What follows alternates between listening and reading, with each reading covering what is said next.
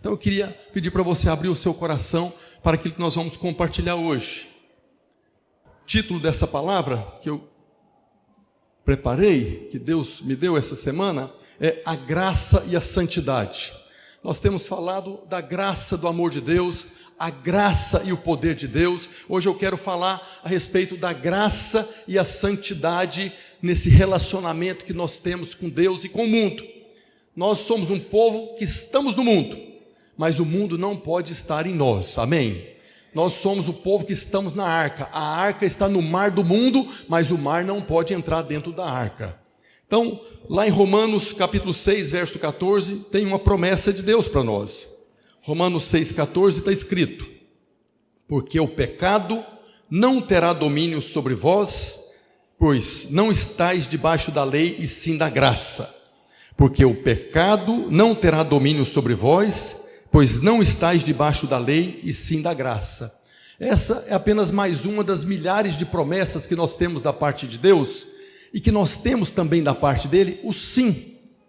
O Senhor, para cada uma das promessas, Ele deu o sim. Isso está escrito lá em 2 Coríntios, capítulo 1, verso 20. Porque quantas são as promessas de Deus, tantas, todas elas têm nele o sim. E como todas as outras promessas, nós precisamos nos apropriar dessa promessa. Nós precisamos tomar posse dessa promessa. Assim como se quiserem me ouvir, vai comer o melhor dessa terra, precisa se apropriar dela. Tem algumas condições, precisa querer e precisa ouvir. A mesma coisa essa promessa aqui, porque o pecado não terá domínio sobre vós, pois não estáis debaixo da lei, sim da graça. Primeira coisa que nós vemos aqui é que nós temos que sair debaixo da lei. Precisamos romper com esses ditames da lei e caminhar debaixo da graça. E nós estamos vivendo debaixo de uma aliança, que na verdade é essa aliança da graça, a nova aliança. Por isso que Paulo fala lá em Efésios, nós compartilhamos domingo passado, Efésios capítulo 4, verso 1, ele diz: rogo-vos, pois, eu, o prisioneiro no Senhor, que andeis de modo digno da vocação a que foste chamado. Paulo fala que nós temos uma vocação, nós fomos comissionados, nós fomos chamados para viver de acordo com essa vocação. E uma das vocações que nós temos, disso que está falando aqui, é que nós devemos reconhecer que o pecado não tem domínio sobre nós mais, porque nós estamos na nova aliança, nós não estamos na velha aliança, aliança da lei, porque eu não estou mais debaixo da aliança da lei, firmada com Moisés, estou debaixo da aliança, da nova aliança, então esse pecado não tem mais poder sobre a minha vida. Então essa é a vocação que eu fui chamado para viver hoje. Essa é a vocação que todos nós fomos chamados, para vivermos um novo tipo de vida. Na palavra de Deus nós temos um exemplo muito grande a respeito disso. É a carta de Paulo à igreja de Corinto. A igreja de Corinto, ela foi plantada pelo apóstolo da graça. O apóstolo Paulo orou, jejuou, pregou e começou a igreja na cidade de Corinto. Então aquela igreja, certamente ela ouviu muitas vezes Paulo em lágrimas, apaixonado, falando do amor de Deus, falando da obra da cruz. Aqueles irmãos que reuniam na igreja de Corinto, ouviu Paulo falar da maravilhosa graça que nos foi concedida pelo amor de Deus. E eles começaram a igreja firmado nessa verdade. Isso é maravilhoso, é o que nós temos pregado. Mas, por causa dessa palavra, a igreja de Corinto teve alguns problemas. Na verdade, ela teve muitos problemas. E essa carta que Paulo está escrevendo é exatamente para corrigi-los, para instruí-los inicialmente e corrigir a respeito da revelação que eles tinham da graça. A mesma coisa acontece hoje. Algumas pessoas estão baseando a sua vida, baseando as suas atitudes nessa graça que está sendo pregada e justificando coisas que não tem nada a ver com essa graça de Deus. Assim foi lá com a igreja de Corinto. Por isso Paulo começa a sua carta, eu queria que colocasse a primeira carta de Paulo aos Coríntios, no capítulo 1, ele começa fazendo menção da graça que foi concedida àqueles irmãos. Então ele começa falando: Paulo, chamado pela vontade de Deus para ser apóstolo de Jesus Cristo, e o irmão Sóstenes, que estava ali escrevendo. escrevendo à igreja de Deus que está em Corinto, aos santificados em Cristo Jesus, chamados para ser santos, com todos os que em todo lugar invocam o nome de nosso Senhor Jesus Cristo, Senhor deles e nosso. Graça a vós outros e paz, da parte de Deus nosso Pai e do Senhor Jesus Cristo.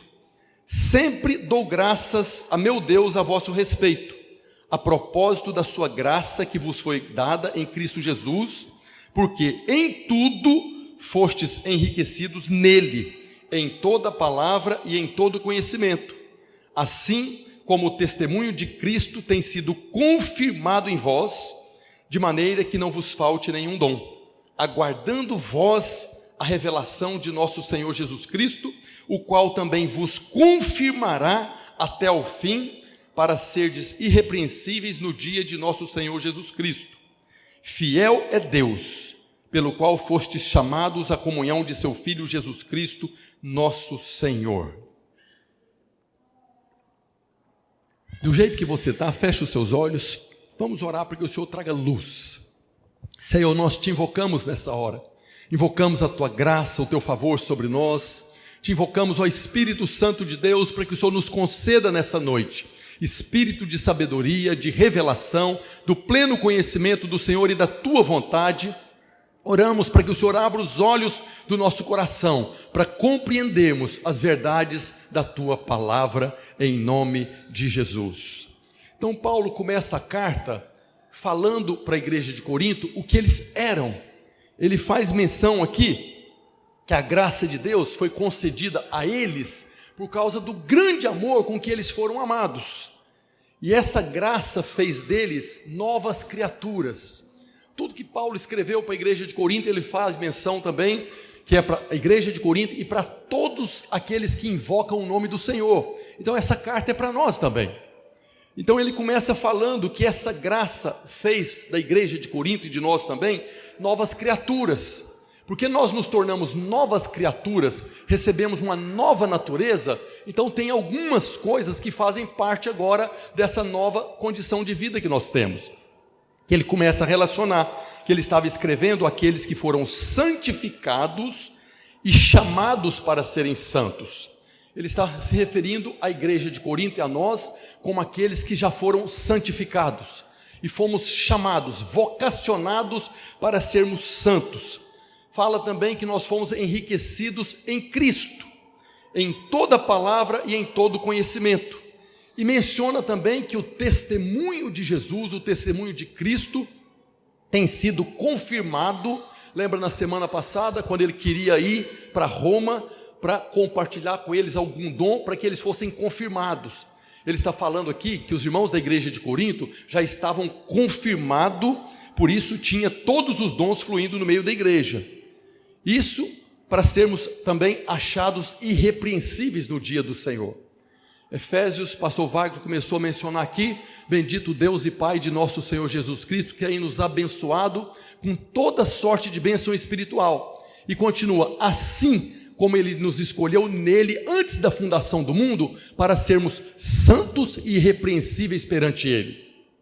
Ele está falando que a nossa condição, a nossa nova condição, que passamos pelo novo nascimento, somos novas criaturas, então nós já estamos preparados para no dia do Senhor sermos achados irrepreensíveis. Isso tudo porque o Pai é fiel a Jesus. Ele fala que a fidelidade de Deus é que nos concedeu todas essas coisas. Deus Pai é fiel a Jesus, a obra da cruz, ao preço que Ele pagou. Por isso nós temos todas as coisas. Isso que ele está falando, que a igreja de Corinto e nós somos santificados e chamados para ser santos, já fomos somos irrepreensíveis, fomos enriquecidos nele. Tudo isso foi conquistado na cruz e Deus Pai, que é fiel, tem nos tratado nessa nova condição de vida. Essa é a nossa condição de vida hoje. Santificados. O que é a palavra santificados? Santificado é separado, tirado de um lugar. Você foi separado de uma coisa para outra coisa. Então nós fomos santificados, separados do quê? Separados do mundo que jaz do maligno. Nós não vivemos mais segundo as direções do mundo. O mundo tem o seu caminho, nós fomos separados disso. Essa é a nossa vocação, é a vocação que nós fomos chamados, santificados, separados do mundo, e já recebemos graça para isso. Que às vezes você pensa, mas eu ainda estou vivendo, meu patrão, a minha família, ninguém é convertido, eu estou no meio deles ali, mas a graça já foi concedida a nós, para que nós pudéssemos viver segundo a vocação que nós fomos chamados. Isso está escrito, que nós lemos semana passada em Efésios, né? Lemos aqui hoje, Paulo orando: rogo-vos, pois, eu, o prisioneiro no Senhor, que andeis de modo digno da vocação a que fostes chamados. Mas eu queria que colocasse Efésios capítulo 4, verso 7. Efésios 4, 7. Ele fala que a graça já foi concedida para nós vivermos assim. Ele diz: e a graça foi concedida a cada um de nós, segundo a proporção do dom de Cristo. Essa graça nos foi concedida para nós viver, foi nos concedida como um presente do Senhor Jesus, para podermos viver da maneira que nós fomos comissionados. A vocação que nós temos, Deus nos comissionou, nos deu uma direção, vocês vão viver dessa maneira. Agora, nós poderíamos chegar para o Senhor e falar: eu não consigo viver dessa maneira, por isso Ele nos concedeu graça e tudo o que precisamos para podermos viver dessa maneira. Não é uma exigência que está sendo colocada aqui, impossível para nós, porque nós já recebemos uma nova natureza, nós já somos novas criaturas, nós temos uma vocação que nós precisamos conhecer. Que vocação é essa? Nós precisamos saber que nós fomos santificados, chamados para ser santo, e recebemos graça para podermos viver dessa maneira. E essa graça nos foi concedida para nós vivermos separados do mundo, separados das coisas do mundo, livres das paixões e do ódio que há nesse mundo, livre de toda a contaminação, das mazelas e dos pecados do mundo. O mundo é o lugar dessas coisas, mas nós não fazemos mais parte desse mundo. Nós fomos separados, santificados. Agora, o que nós não podemos é conformar, aceitar essa forma. O mundo fica tentando nos colocar numa forma, num padrão de vida. E quando eu estou falando de mundo, irmãos, eu estou falando das perversidades, das loucuras que tem por aí, mas existem coisas que a religião traz para nós que é mundo. Existem algumas doutrinas, algumas teologias, que é coisas mundanas, é os chamados sofismas. São mentiras que parecem verdade, que nós precisamos conhecer a verdade para nos afastar dessas coisas, porque são contaminações que vêm, começa sujando os nossos pés e acaba depois trazendo problemas mais sérios. Então nós não podemos conformar com este século, nós não podemos aceitar coisas desse século, nós não devemos ser influenciados por coisas desse mundo, porque na verdade nós já fomos salvos deste século. Quando Paulo fala aos Romanos, lá Romanos 12, 2, não vos conformeis com este século, mas sejam transformados pela renovação da mente, ele está falando desse mundo. Nós podemos conformar, aceitar a forma ou não. E a instrução é que não aceite, não se conforme, não aceite essa forma, resista.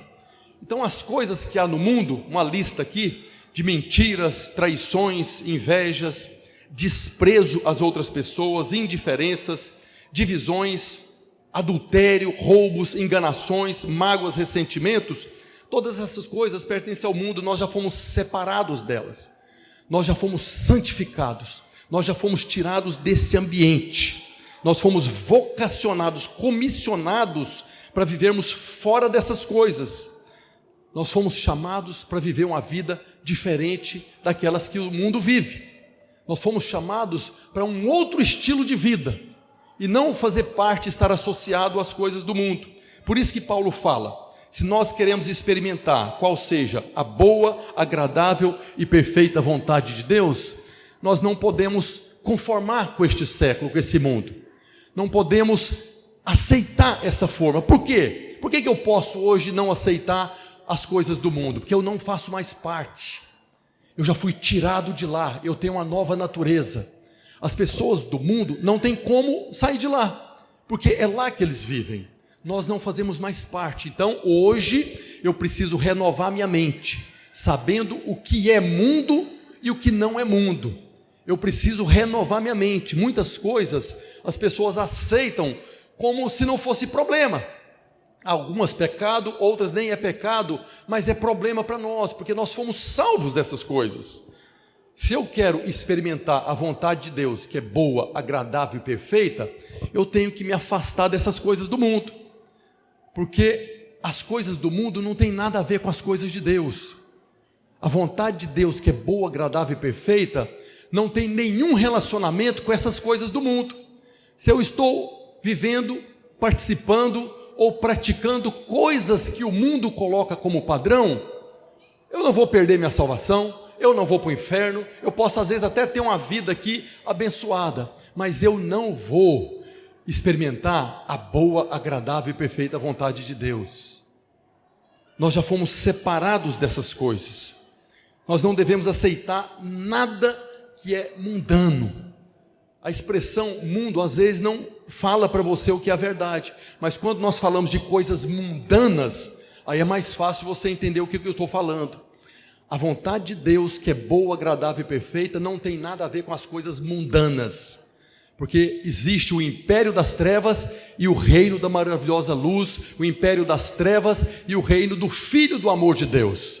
São dois ambientes completamente diferentes, e se eu fico aceitando coisas mundanas na minha vida, eu não vou desfrutar da vontade de Deus, que é boa, agradável e perfeita, eu não vou desfrutar de todas as promessas que Deus tem para mim.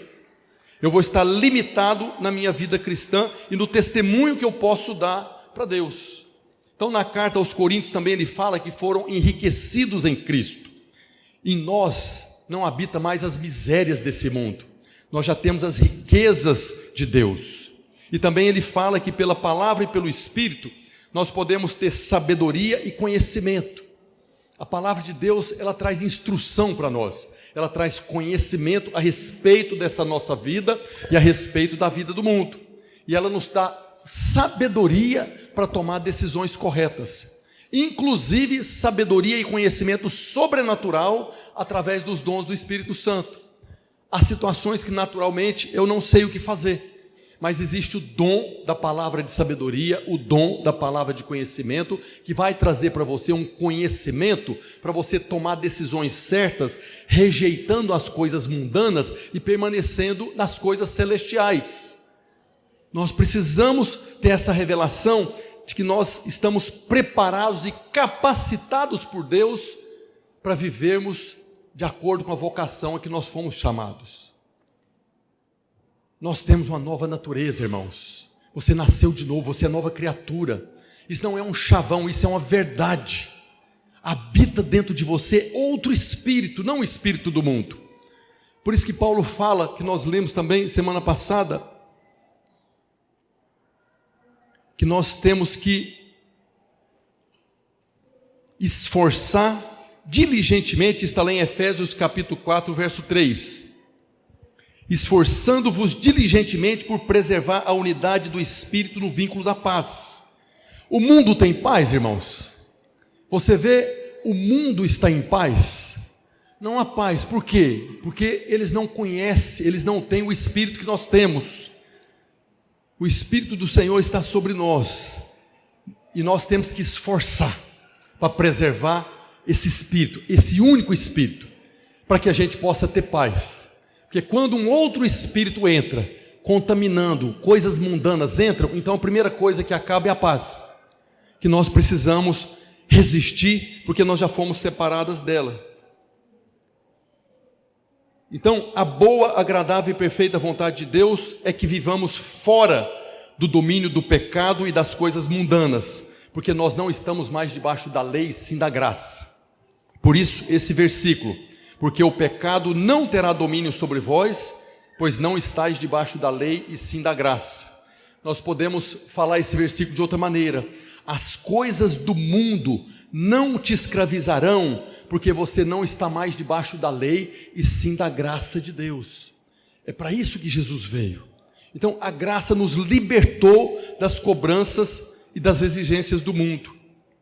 Mas infelizmente tem alguns irmãos, como na igreja de Corinto, que estavam usando da graça para fazer coisas que não tinham nada a ver com aquilo que era a vontade de Deus, o projeto de Deus para os seus filhos. E os argumentos é sempre: eu estou na graça. Mas e a graça?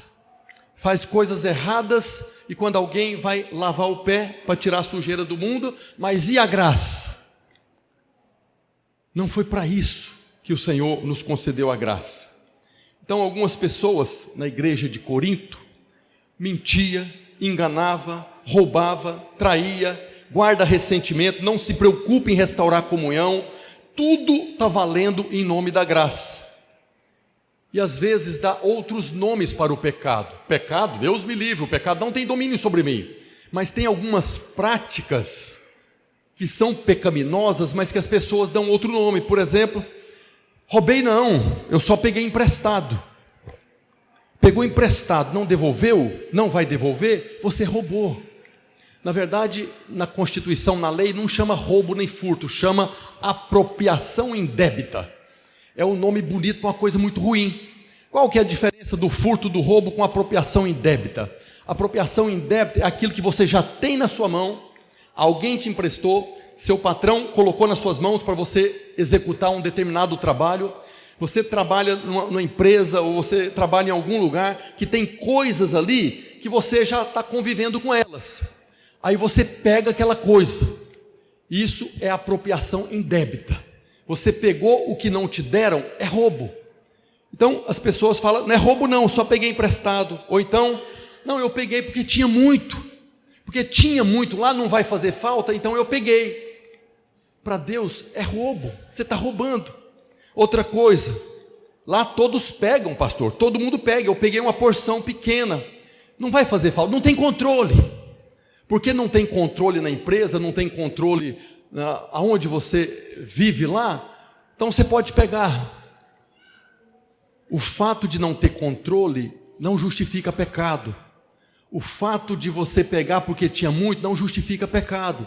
Os irmãos sabem o que justifica pecado. O que justificou os nossos pecados? Sangue. Se alguém me der um tapa no rosto, eu devolver o tapa, estou justificado? Não está. Ele pecou quando deu um tapa, você pecou quando deu um tapa. Tapa não justifica tapa. Uma coisa que a gente vê muito em relacionamento marido e mulher.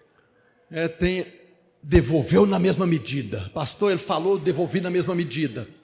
E pensa que você está justificando o seu erro porque ele cometeu o mesmo erro. Erro não justifica erro. Nós fomos justificados pelo sangue de Jesus, amém?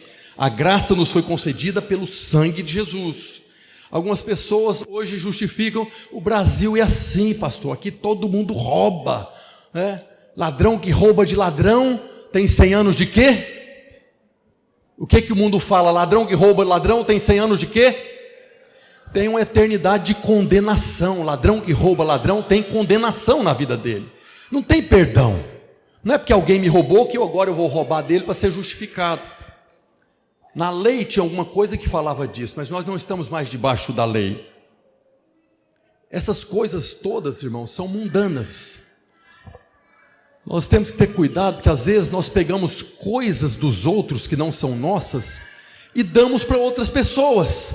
Não, eu vou te abençoar aqui. Peguei essa água ali, roubei essa água ali, vou te abençoar, você está com sede. Você está abençoando a pessoa com coisa roubada, com coisa que faz parte das coisas do mundo. Nós não temos mais nada a ver com essas coisas, irmãos. Nada disso faz parte mais da nossa natureza. Nós já fomos santificados, nós já fomos separados dessas coisas. Essa é a maior mentira que o diabo tem disseminado hoje. Por causa da pregação da graça, está valendo tudo. Não está valendo. A pregação da graça abriu para nós um novo estilo de vida, nos capacitou a viver separado das coisas do mundo. Agora, muitos irmãos acabam aceitando isso como verdade, mas a verdade é: porque o pecado não terá domínio sobre vós, pois não estáis debaixo da lei, e sim da graça. O pecado está relacionado com a lei que expôs o pecado, mas nós não estamos mais debaixo da jurisdição do pecado. Não estamos mais debaixo da jurisdição da lei. Ela não mais tem domínio sobre nós. Nós não estamos mais escravizados por essas coisas, já fomos tirados de lá. separados, santificados, fora do domínio. Eles não podem nos alcançar mais. Essa graça que nos foi concedida nos capacita a viver conforme o chamado que nós temos para essa vocação. Fala comigo, a graça me capacita a viver conforme a vocação que eu fui chamado. Você foi comissionado para um tipo de vida, que é ser sal e ser luz. Jesus fala que nós, lá no mundo, seremos sal e luz.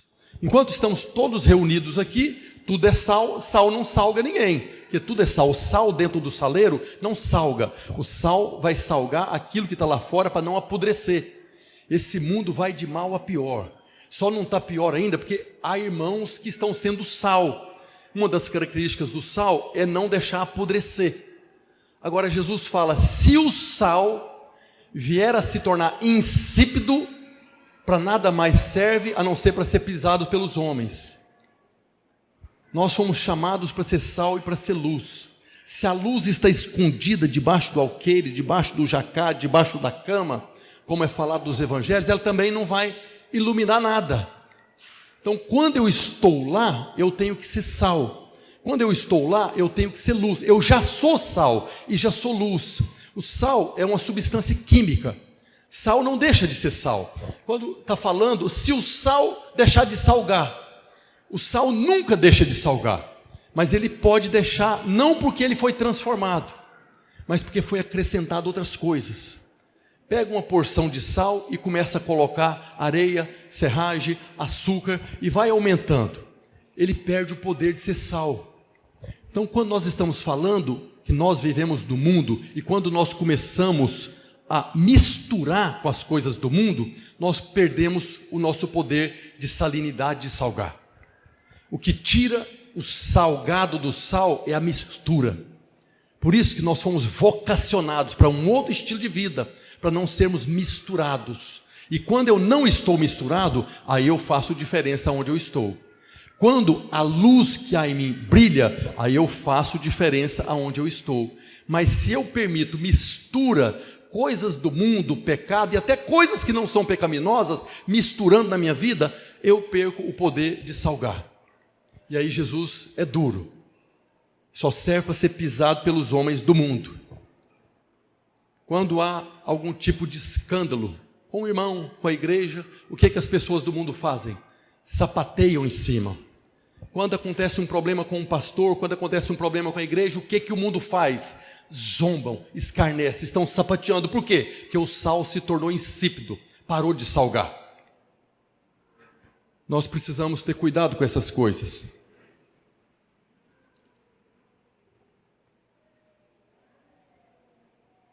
Pedro fala, na primeira carta dele, 1 Pedro, capítulo 2, verso 11 e 12, ele fala que a nossa pátria não é aqui. Ele fala que nós somos peregrinos, forasteiros nessa terra. Nós estamos aqui de passagem, nós não vamos ficar aqui. E Paulo fala aos Filipenses, coloca por favor Filipenses capítulo 3, verso 19. Ele fala a respeito da nossa pátria, mas ele fala da condenação que está sobre o mundo. Para nós, o Espírito Santo não está nos convencendo mais do pecado, da justiça e do juízo. Jesus fala no Evangelho de João que o Espírito Santo ia convencer quem? O mundo do pecado, da justiça e do juízo. E para nós, o que é que o Espírito Santo convence? Quando você peca, ele vai lá te convencer do pecado? Não, você não está mais debaixo da lei do pecado. O Espírito Santo vem nos convencer que a graça já me alcançou e eu não estou mais debaixo do domínio do pecado, porque eu não estou debaixo da lei, sim dessa graça maravilhosa. Olha o que Paulo fala a respeito do mundo. Filipenses 3, a partir do verso 19, o destino deles é a perdição, o Deus deles é o ventre, e a glória deles está na sua infâmia, visto que só se preocupam com as coisas terrenas. Pois a nossa pátria está nos céus, de onde também aguardamos o Salvador, o Senhor Jesus Cristo, o qual transformará o nosso corpo de humilhação para ser igual ao corpo da sua glória, segundo a eficácia do poder que ele tem de até subordinar a si todas as coisas. O destino do mundo é a perdição, mas a nossa pátria não é aqui. Nós não somos cidadãos dessa terra. Eles se preocupam com as coisas terrenas. Nós devemos preocupar com as coisas celestiais. Nós somos de uma outra natureza. É interessante que nós já somos seres eternos. O dia que você nasceu de novo, você recebeu a vida de Deus. Jesus fala lá em João 10:10, né? Que o ladrão veio para roubar, matar e destruir. Isso é o que está no mundo. Mas eu vim para que vocês tenham vida e a tenham em abundância. Os irmãos sabem que tem 3 palavras no grego que foram traduzidas para vida, como vida no português. A primeira é a bios, é a vida biológica que nós temos. É esse corpo que foi feito do pó e vai voltar para o pó. O segundo é a psique, que é a vida da alma, que precisa ser transformada. E a terceira é zoe, que é a vida de Deus, a vida eterna. Então quando Jesus fala, eu vim para que tenham vida e a tenham em abundância, Ele está falando, eu vim para que vocês tenham o zoe e tenham em abundância. Agora é maravilhoso porque zoe não é apenas vida eterna. Vida eterna é a vida que não acaba, mas zoe significa a vida com que o próprio Deus vive. Eu vim para que vocês tenham a vida que Jesus viveu aqui na terra. Eu vim para que vocês tenham essa vida que Deus vive. Jesus era um homem aqui na terra que viveu a vida zoe. Agora, se eu não renovar minha mente, se eu não mudar minha maneira de pensar, eu que já sou nova criatura, não pertenço mais a essa pátria, mas os meus pensamentos continuam os mesmos, então eu vou viver a mesma vida que está lá no mundo. Mas eu já recebi a vida zoe. E essa vida é a vida com que o próprio Deus vive. Você já é um ser eterno na presença de Deus. Nada vai te tirar da presença de Deus. Nem se você se misturar com o mundo, chafurdar no mundo, a vida eterna está dentro de você. A vida eterna está dentro de você. E a vida eterna é essa. Evangelho de João, capítulo 17, verso 3. João 17, 3. Aí fala da vida eterna. E a vida eterna é esta, que te conheçam a ti, o único Deus verdadeiro, e a Jesus Cristo a quem enviaste. Por que a vida eterna é conhecer a Deus e a Jesus? Porque Ele é o padrão. Quanto mais você conhecer do amor de Deus, mais você vai ser transformado em uma pessoa que ama. Quanto mais você conhecer a santidade de Deus, a santidade de Jesus, mais você vai ser transformado. Quanto mais você conhecer Jesus, que viveu aqui na terra, a maneira com que Ele viveu, mais você vai saber quem é você para rejeitar as coisas do mundo. Jesus estava no mundo, mas Ele não viveu a vida mundana. Em nenhum momento Jesus cedeu às tentações desse mundo. Alguns pensam, não, mas Ele era o Filho de Deus, Ele não foi tentado. Foi tentado. Os irmãos sabem que Ele foi tentado pelo diabo no deserto, mas a Bíblia fala que Ele foi tentado em todas as coisas. Todas as coisas. E porque Ele tinha a vida zoe, que Ele tinha o zoe de Deus, Ele viveu. É a mesma condição que nós temos hoje. No dia que você nasceu de novo, a vida eterna já começou a contar.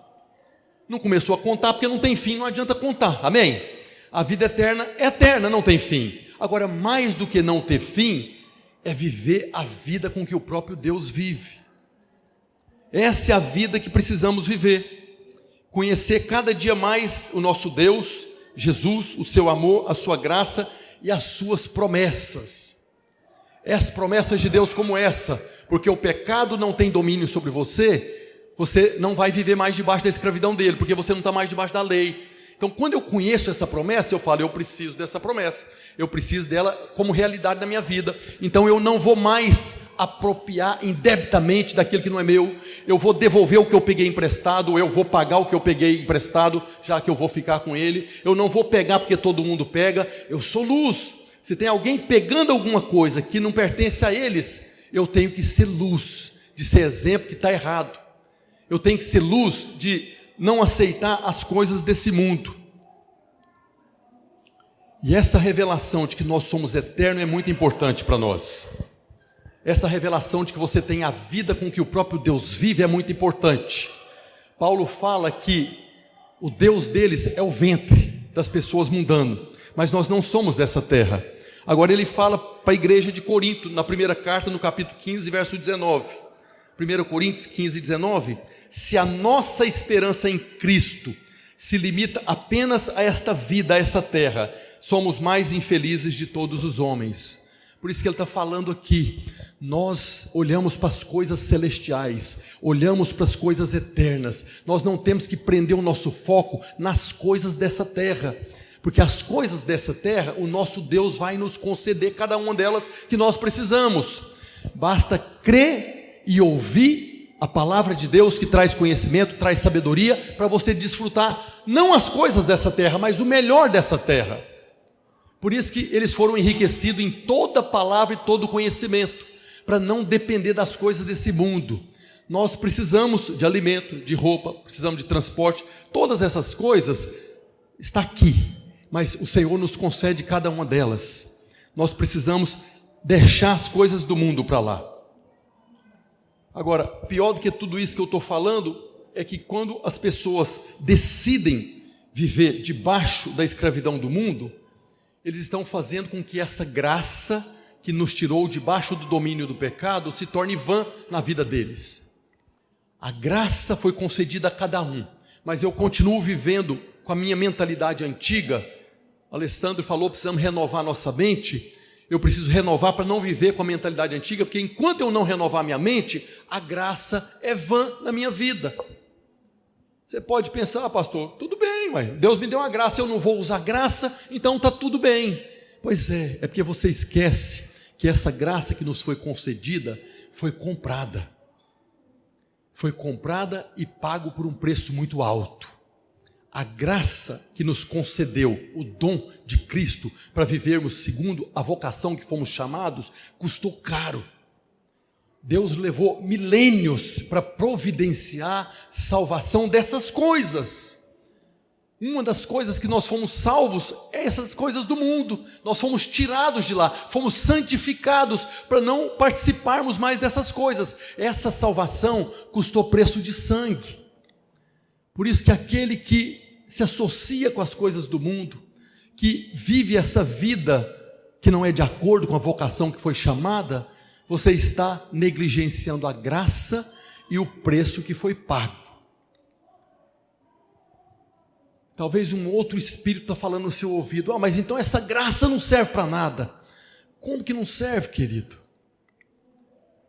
Essa graça é tudo que nós precisamos para viver como novas criaturas, como alguém que não tem mais a natureza pecaminosa, como alguém que recebeu a natureza santa. Essa graça nos foi dada de graça, mas ela não custou nada, teve um preço muito alto. E é muito ruim quando nós vemos irmãos caindo em ciladas grosseiras. Existem coisas que às vezes você não percebe. Eu não estou falando aqui que ser santo é não ter pecado. Não é isso, ser santo não é ter pecado, ser santo não é anjo. Ser santo é ser separado. Me entenda o que eu estou falando. Ser santificado, chamado para ser santo, é para viver separado dessas coisas. Não estou falando de não ter pecado, porque o próprio João fala que aquele que disser que não tem pecado está fazendo Jesus mentiroso. É por isso que ele é o Salvador, para nos salvar todos os dias dessas coisas. Então é muito ruim quando irmãos caem nessas ciladas grosseiras, coisas tão terríveis que o mundo condena. Há coisas que acontecem com irmãos da igreja, que as pessoas que não conhecem Jesus, que não conhecem o preço que ele pagou para nos conceder graça, ficam chocadas. Então há uma inversão de valores muito grandes. Quando eu permito na minha vida contaminação do mundo ou coisas do mundo, a ponto do mundo ficar escandalizado, então tem algo muito errado na minha vida, porque eu estou negligenciando essa graça. O apóstolo Paulo começa a carta aos Coríntios falando, não os pecados deles, ele começa falando o que eles são em Cristo, o que eles têm porque receberam do Senhor, e o que eles podem, é aquilo tudo que ele começa a falar, santificados, chamados para ser santos. Primeira coisa, ele apresenta para a igreja de Corinto e para nós, a nossa nova condição. Você é isso, Deus fez isso, você foi transformado. Paulo não mostra o pecado deles inicialmente, por quê? Porque eles não estão mais debaixo da condenação do pecado. Então não tem que mostrar o pecado. Eu não estou aqui hoje mostrando para você se tem pecado na sua vida. O que Paulo mostra para a igreja de Corinto inicialmente é que eles são santos, separados, enriquecidos, fortalecidos. Eles têm uma nova condição de vida. Depois que ele mostra para eles tudo que eles são, que eles têm, que eles podem, agora ele traz, vocês estão vivendo contrária à natureza de vocês. Essas coisas que vocês estão praticando, que são erradas, vocês estão vivendo de uma maneira que vocês não precisam viver mais. E ele passa a relacionar muitas coisas que eu quero compartilhar com os irmãos, algumas coisas. Então, no verso 10, capítulo 1 da carta aos Coríntios, no verso 10, se você quiser anotar aí, Paulo começa: rogo-vos, irmãos, pelo nome de nosso Senhor Jesus Cristo, aquele que concedeu graça para vocês, que faleis todos a mesma coisa e que não haja entre vós divisões. Antes, sejais inteiramente unidos na mesma disposição mental, no mesmo parecer. Pois a vosso respeito, meus irmãos, fui informado pelos da casa de Cloe que há contenda entre vós. Paulo está falando da primeira coisa que havia na igreja de Corinto, que não faz parte da natureza deles: divisões. Vocês estão divididos. E alguém, o pessoal da casa de Cloe, ele me informou isso. Aí alguém pode pensar: essa fofoqueira, isso aqui é pecado, ela foi fofocar para Paulo. Não foi. Você pode ter certeza, esse pessoal que falou para o apóstolo Paulo é porque ama os irmãos e ama a igreja. Está falando para Paulo para ele corrigir como ele está corrigindo. Continua Paulo: refiro-me ao fato de cada um de vós dizer: eu sou de Paulo, eu sou de Apolo, e eu de Cefas, e eu de Cristo. E aí Paulo pergunta para eles: acaso Cristo está dividido? Foi Paulo crucificado em favor de vocês? Ou foste porventura batizado em nome de Paulo? Que Paulo está falando para vocês: vocês já são santos, separados. Vocês têm uma natureza para viver em união, em unidade, e não para viver com essas confusões que vocês estão tendo aí. Um está falando que é de Paulo, outro de Pedro, outro de Apolo. Onde é que vocês estão com a cabeça? Quem foi que pagou o preço para que a graça fosse concedida para vocês? Por acaso Cristo está dividido? Por isso que ele fala em Efésios 4:3, vocês têm que esforçar, ser diligente por preservar a unidade do Espírito no vínculo da paz. A igreja de Corinto não tinha paz, era confusão, tinha clubes lá dentro. Não tem paz, tem competição. Aonde tem competição, irmãos, não está a graça de Deus. A competição em nenhum nível procede de Deus. Nós temos redes, temos discipulados. Não há competição, tem que ser o mesmo Espírito. Em um só Espírito, todos nós fomos batizados. Mais uma vez eu falo, por que ele exorta a igreja a vigiar, ser diligente por preservarmos a unidade do Espírito? Porque tem muitos espíritos, irmãos, contaminando a igreja. Tem muitos espíritos trazendo divisão na igreja. Se não tivesse, não precisaria de nós esforçarmos. Você precisa esforçar para preservar a unidade do Espírito Santo. Não, Deus falou comigo. Deus falou comigo para fazer isso. Isso está produzindo frutos de acordo com a vocação que você foi chamado ou não? Qual que é o Deus que falou com você? Nós ouvimos a voz de Deus. Mas um dos dons de 1 Coríntios 12 é discernimento de espírito. E João fala que nós temos que provar os espíritos. Não é toda voz que vem dentro de você que procede de Deus. Existe a voz do seu espírito, do Espírito Santo, existe a voz do diabo também. Então, antes de você receber tudo como procede de Deus, procura discernir qual espírito, que fruto isso vai produzir. O fato de eu falar mal do meu líder, do meu discipulador, do meu obreiro, do meu pastor, isso aqui vai produzir que fruto? Procede do Espírito Santo? Precisamos avaliar cada uma das vozes que nós ouvimos. Precisamos preservar a unidade do Espírito. Isso tudo no capítulo 1. No capítulo 2, ele afirma de qual Espírito nós somos. 1 Coríntios capítulo 2, verso 12. 1 Coríntios 2, 12. Ora, nós não temos recebido o Espírito da onde? Do mundo. E sim o Espírito que vem de Deus, para que conheçamos o que por Deus nos foi dado gratuitamente, graciosamente, pela sua graça. Depois no capítulo 5 ele fala a respeito de impurezas na igreja. capítulo 5, a partir do verso 1. Geralmente se ouve que há entre vós imoralidade, e imoralidade tal como nem mesmo entre os ímpios do mundo, isto é, haver alguém que se atreva a possuir a mulher do pai, a madrasta. Então, dentro da igreja de Corinto, aqueles que foram separados do mundo, aqueles que foram santificados, chamados para ser santo, tinha muita impureza sexual, a ponto de só tinha né? Graças a Deus só tinha um que estava dormindo com a madrasta, mas esse mostra qual que era o espírito que estava operando na igreja, porque Paulo repreende a igreja. Por que não tratou isso? Foi esse cidadão aqui que Paulo falou: eu e o Espírito Santo junto com vocês vamos entregar para Satanás, para que o corpo seja destruído e seja salvo no dia do Senhor.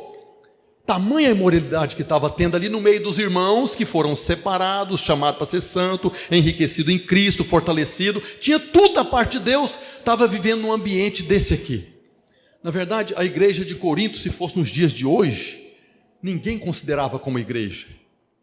Depois, no capítulo 6, ele menciona litígio entre irmãos, brigas entre irmãos, a ponto de um entrar na justiça contra o outro. Mas o que Paulo está repreendendo nem é os irmãos, é a igreja que estava ali batendo palma e torcendo por um ou pelo outro, tomando partido. Ele fala: será que não tem entre vocês alguém que possa trazer justiça de Deus aqui? Isso está lá em 1 Coríntios capítulo 6, verso 1. Aventuram-se algum de vós, tendo questão contra outro, a submetê-lo a juízo perante os injustos e não perante os santos. Vocês que vão julgar os anjos, não tem ninguém competente para julgar a causa desses irmãos aqui? Por que não sofre o dano, diz Paulo?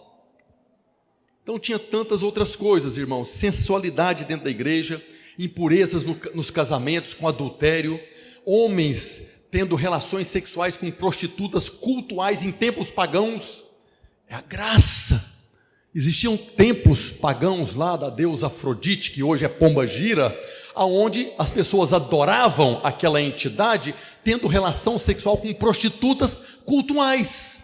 Nós apresentamos ao nosso Deus sacrifícios de louvor. Eles tinham relação sexual no meio do templo lá, cultuando aqueles deuses. Irmãos da igreja de Corinto estavam lá praticando isso. Confusão com coisas sacrificadas a ídolos, idolatria dentro da igreja, acusação de todo tipo, aquela baderna que os irmãos sabem na hora da ceia, uns passando na frente dos outros, deixando alguns sem participar, confusão nos cultos em relação aos dons do Espírito Santo, doutrinas erradas. Tinha doutrinas lá que não existe ressurreição. Era na igreja de Corinto, não existe ressurreição. Paulo fala: como não tem ressurreição? Se Cristo não ressuscitou, então a nossa fé é vã, porque nós fomos salvos e libertos porque Ele ressuscitou, porque Ele mesmo não tinha pecado. E tinha um outro absurdo ainda: eles batizavam pelos mortos. O que é batizar pelos mortos? Morreu um parente seu lá, que não creu, não confessou. Então criaram um purgatório na igreja de Corinto, que a pessoa foi para lá, se você confessar Jesus para ela e se batizar no nome dela, ela ia ser salvo. Isso na igreja daqueles que foram santificados, chamados para ser santo, vocacionados para ser santo, daqueles que foram enriquecidos em tudo. Essa é a condição deles, essa é a nossa condição. O que Paulo está falando é que vocês estão praticando coisas que não tem nada a ver com a natureza de vocês. Vocês estão fazendo um esforço para fazer essas coisas, porque aquilo que você é não tem que fazer força. Nós fazemos força para fazer aquilo que não somos. Um porco lá no chiqueiro, no meio do barro, é a alegria dele. Agora, uma ovelha lá no chiqueiro, no meio do barro, ela está esforçando para ficar ali, porque a natureza da ovelha é no pasto, principalmente as ovelhas que já foram colocadas pelo pastor nos pastos verdejantes, junto às águas de descanso. A igreja de Corinto é os irmãos que estavam confessando o Salmo 23. Em verdes pastos nós fomos colocados, mas estava no chiqueiro, rolando junto com os porcos. Isso é muito ruim. Resumindo tudo isso, em nome da graça de Deus, estavam praticando todo tipo de torpeza, obscenidade, pecado, confusão e coisas mundanas dentro da igreja. O argumento: estamos na graça, pode todas as coisas. Só que Paulo, o apóstolo da graça, repreendeu duramente as questões de pecados na igreja exortou eles em cada área daquilo que eles estavam fazendo, contrário à vocação a que foram chamados, falando para eles: se vocês nasceram de novo, precisam viver conforme a nova natureza, não conformando com essas coisas. Mas ele vai além, ele fala de coisas que não são pecados. Isso está lá em 1 Coríntios capítulo 6, verso 12. 1 Coríntios 6, 12, ele fala de coisas que não é pecado, não são pecaminosas, mas nós devemos deixar de lado. Ele diz: todas as coisas me são lícitas, ou nos são lícitas, mas nem todas me convêm. Todas as coisas me são lícitas, mas eu não me deixarei dominar, escravizar por nenhuma delas. O que ele está falando aqui? Que há coisas que não são pecaminosas, não é pecado. Tem muitas coisas que nós podemos fazer que não é pecado, mas ele faz um alerta: você pode se tornar escravo dessas coisas. Nós devemos fugir delas, porque essas coisas podem escravizar você. Inicialmente não é pecado. Tem muitas coisas que não são pecado, tem muitas coisas que os crentes até falam que é pecado e não é pecado, mas pode vir a ser, porque a partir do momento que você se tornou escravo, agora você está em pecado, aquilo que é contrário àquilo que Jesus fez por nós. Lá em Gálatas 5, verso 1 está escrito: para a liberdade que Cristo nos libertou, permanecei, pois, firmes, e não vos submetais de novo a jugo de escravidão. Então tem coisas que são lícitas, podemos fazer, mas corre o risco de você se tornar escravo dessas coisas. As coisas do mundo, irmãos, eu quero usar uma coisa bem terrível mesmo: droga.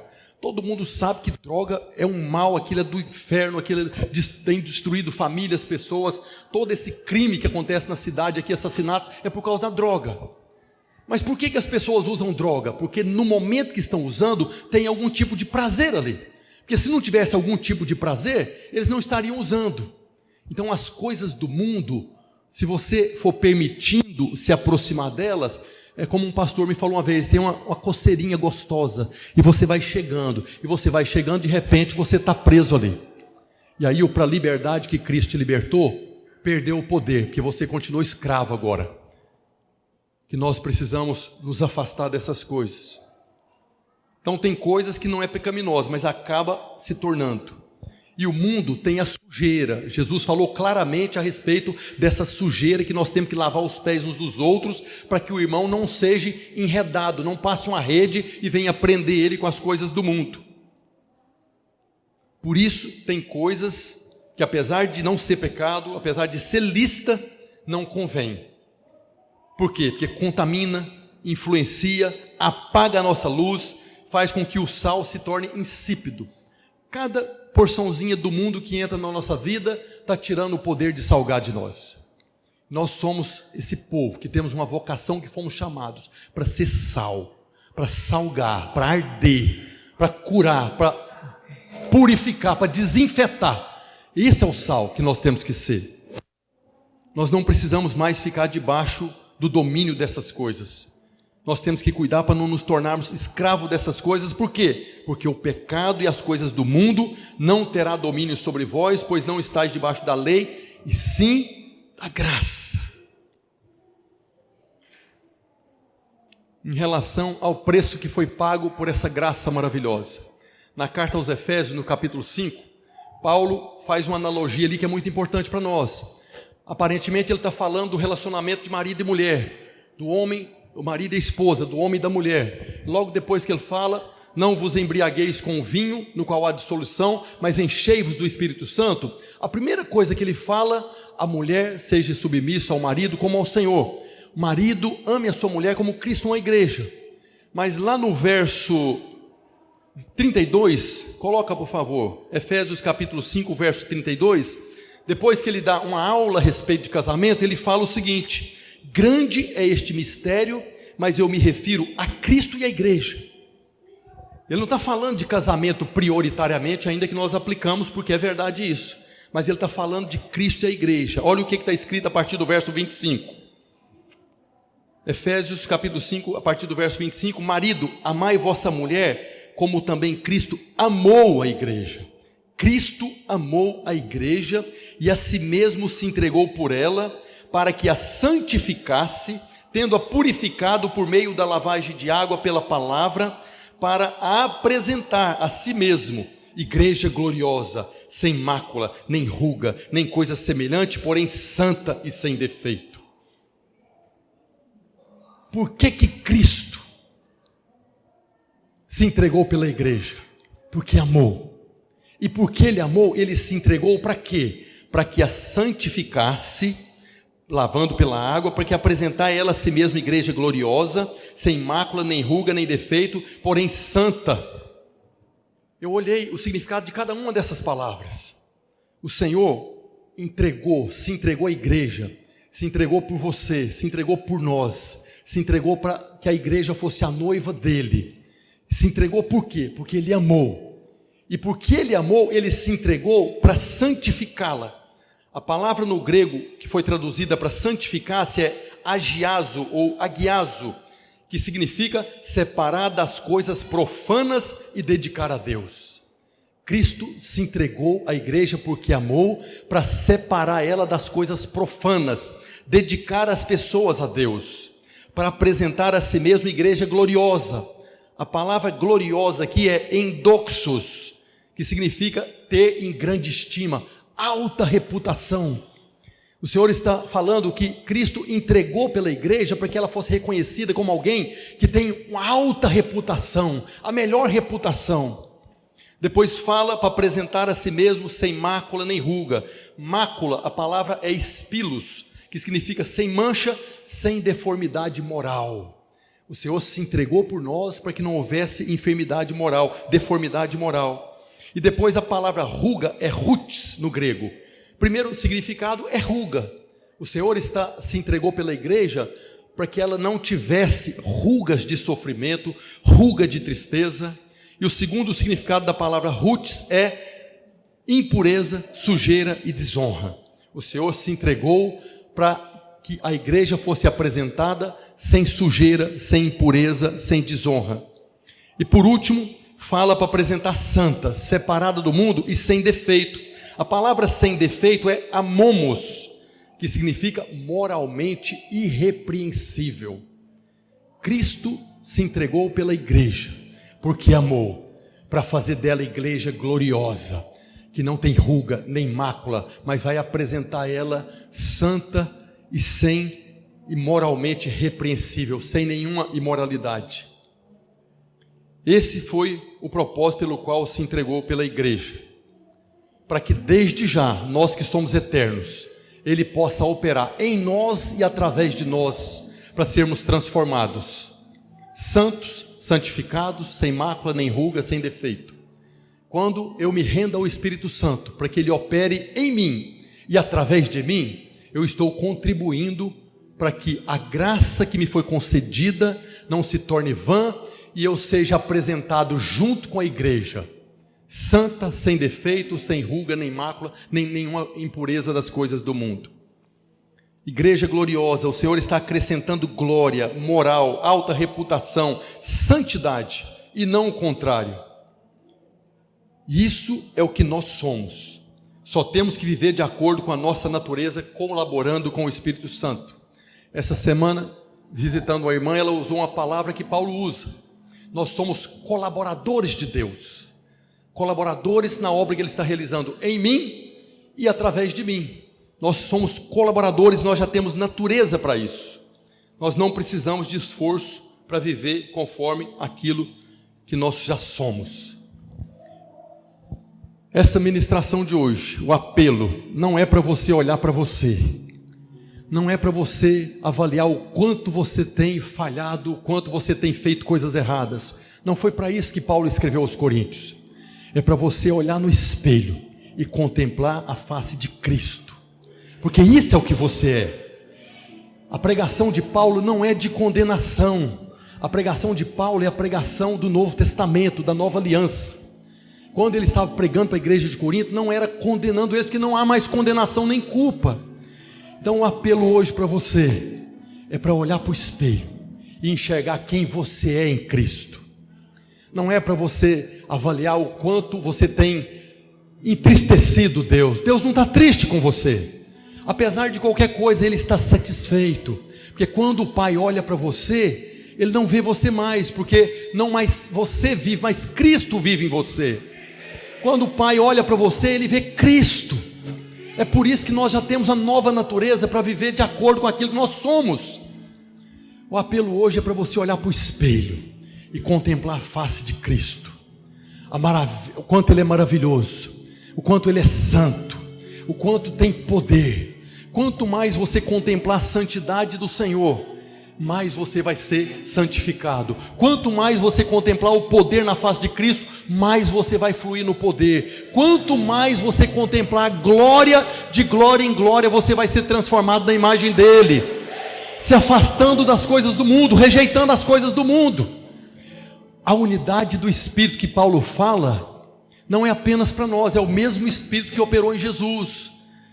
A unidade do Espírito que nós temos que esforçar para preservar, é o Espírito que estava sobre Jesus, sobre os apóstolos, está sobre nós. Então nós temos que, hoje, o meu apelo é para você olhar para o espelho, mas não é para enxergar você, é para contemplar Ele. O apelo hoje é para você ter o Senhor Jesus e adorar Ele na beleza da sua santidade, porque é essa santidade que está sobre nós, de ser separado das coisas do mundo. Eu poderia mencionar aqui um monte de coisa que a gente vê os irmãos praticando, mas para não trazer acusação na sua cabeça, isso aí foi eu que fiz, então eu estou errado. Você não está, você está fazendo algo contrário à sua natureza, você foi separado dessas coisas. Nós precisamos contemplar o Senhor, sabendo que Ele levou a maldição do mundo na nossa vida, Ele levou lá na cruz, sabendo que nós fomos libertos da maldição da lei, e porque Ele se fez maldição no nosso lugar, cumprindo a lei, nós fomos libertos da condenação do pecado. Por isso o pecado não tem domínio sobre nós, porque nós não estamos mais debaixo da lei, porque Jesus levou a condenação da lei. Gálatas 3,13, Cristo nos resgatou da maldição da lei, fazendo-se Ele próprio maldição em nosso lugar. Eu não sei o tamanho da revelação que você tem de Cristo, do Senhor Jesus ter sido feito maldição no nosso lugar. Foi um preço muito caro, irmãos. Quanto mais você meditar nisso, mais você vai entender o preço que foi pago para você ser separado, santificado. Porque Ele se fez maldição no nosso lugar, cumprindo a lei, o pecado não tem mais domínio sobre nós. O que cabe a nós hoje, como esse povo que foi santificado, chamado para ser santo, que já foi enriquecido nele, que já temos o testemunho de Cristo, por isso podemos fluir nos dons espirituais, é confessarmos essas verdades. A palavra de Deus é a verdade que tem que ser confessada. Uma das maneiras de você contemplar Ele é confessando essas verdades. A nós cabe confessarmos essas verdades e sermos renovados na nossa mente. Para quê? Para experimentarmos a boa, agradável e perfeita vontade de Deus. Há um lugar maravilhoso, irmãos, que Deus preparou para nós. E no final da segunda carta de Paulo aos Coríntios, ele faz uma despedida, uma saudação maravilhosa, que é o melhor lugar que nós podemos estar. Está lá em 2 Coríntios capítulo 13, verso 13. Esse é o melhor lugar que nós podemos estar, na graça do Senhor Jesus Cristo, no amor de Deus o Pai e na comunhão do Espírito Santo. Esse é o lugar que Deus preparou para nós. Na graça do Senhor Jesus, você tem à sua disposição todas as promessas. Na graça do Senhor Jesus, você recebeu capacitação para viver conforme a vocação que você foi chamado. No amor do Pai, você tem tudo que você precisa. Você teve inclusive o Filho tomando a maldição no seu lugar. Por isso que Paulo fala, o que mais que Ele não vai te dar graciosamente? Pastor, eu roubei porque eu não tinha. Se Ele entregou o que Ele tinha de mais precioso, Ele não vai te conceder pela graça algo para você não ser preciso de roubar?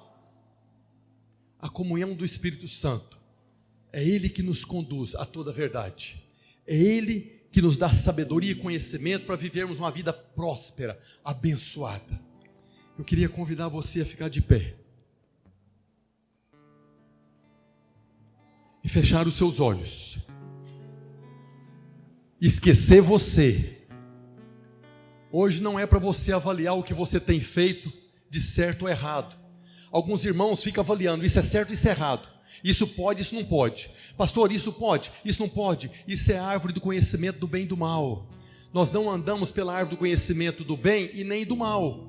Tem coisas que é bem, mas tem coisas que é mal. Tanto faz ser bem ou mal, é conhecimento do bem e do mal. Nós andamos pela árvore da vida, aleluia. Nós andamos pela árvore da vida, amém. Fecha seus olhos agora. Não olha para você, mas começa agora a contemplar Jesus. A contemplar Jesus no Calvário, levando as suas maldições, para que você não viva debaixo de maldição. Jesus sendo levado, se entregando na cruz para morrer no nosso lugar, para nos santificar, para nos apresentar de maneira gloriosa, sem ruga, nem mácula, santa e sem defeito. Isso é o que você é hoje. Se tem um apelo para fazer para você hoje, reconheça a sua nova natureza. Agora é a hora de você olhar para a cruz e falar: Senhor, hoje eu entendi que eu sou uma nova criatura, porque o Senhor pagou um preço caro para que eu fosse nova criatura. A partir de hoje, eu quero ser transformado para viver conforme a vocação que o Senhor me chamou. Eu quero ser a expressão do seu amor, eu quero ser a expressão, e tudo que eu tenho visto errado na igreja de Corinto, errado na igreja de hoje, eu quero ser separado dessas coisas. Se tem um apelo hoje, é para você decidir viver como alguém que foi santificado, separado para ser santo, aquele que já recebeu graça para isso. Nós vamos cantar um cântico agora, e você com os olhos fechados vai exaltar o Cordeiro Santo de Deus, aquele que te deu condições, aquele que te tirou das coisas mundanas, das contaminações do mundo, para que nós sejamos um testemunho vivo de quem é luz e de quem é sal. Vamos cantar. Eu não conheço outra canção que lhe descreva em perfeição. Eu não conheço outra canção que lhe descreva em perfeição.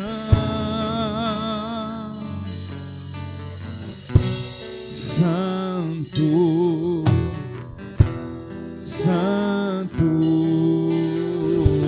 Tu és santo, Senhor, Tu és santo. Adoramos o Senhor na beleza da Tua santidade. Tu és santo, Jesus. Contemplamos o Senhor hoje como por espelho. Contemplamos a santidade do Senhor. Oh, Jesus.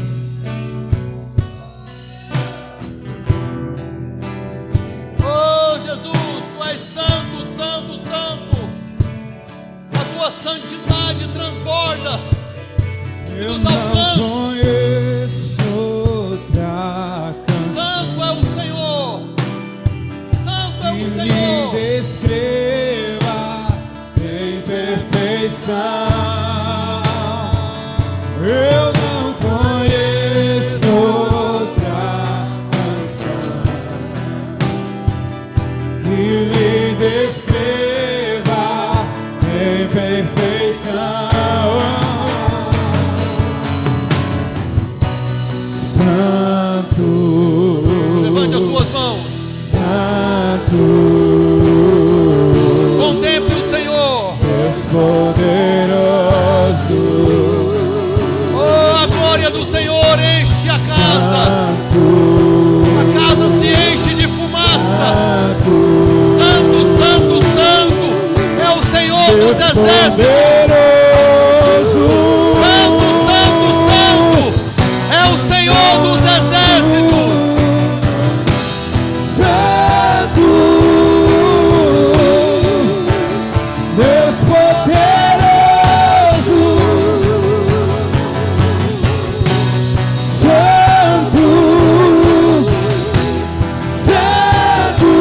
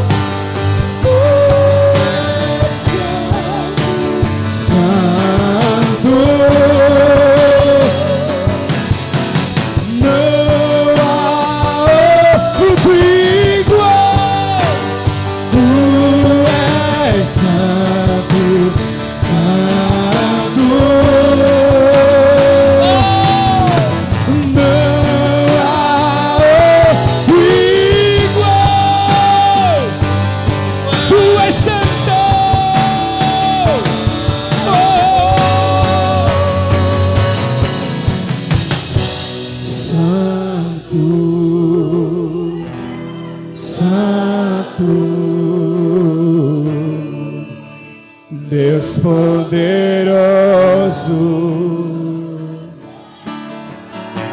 Santo, Santo, Deus poderoso. Aleluia, Senhor. Santo, Oh, glória a Ti, Senhor, glória a Ti. Santo, Ache em nós, Senhor. Ache em nós esse Deus coração poderoso. para viver segundo a natureza que o Senhor nos concedeu. Ache em nós esse coração, Senhor. Tu és santo, santo, santo. Deus poderoso, Santo, Santo, Deus poderoso,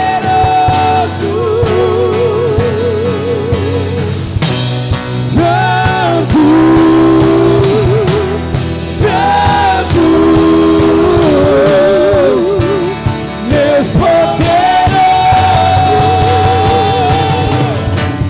não há outro igual, pois tu és santo, santo. Não há outro igual, pois tu és santo, santo. Não há outro igual, pois tu és santo, santo. Não há outro igual, pois tu és santo, santo. Aleluias, aleluias, aleluias.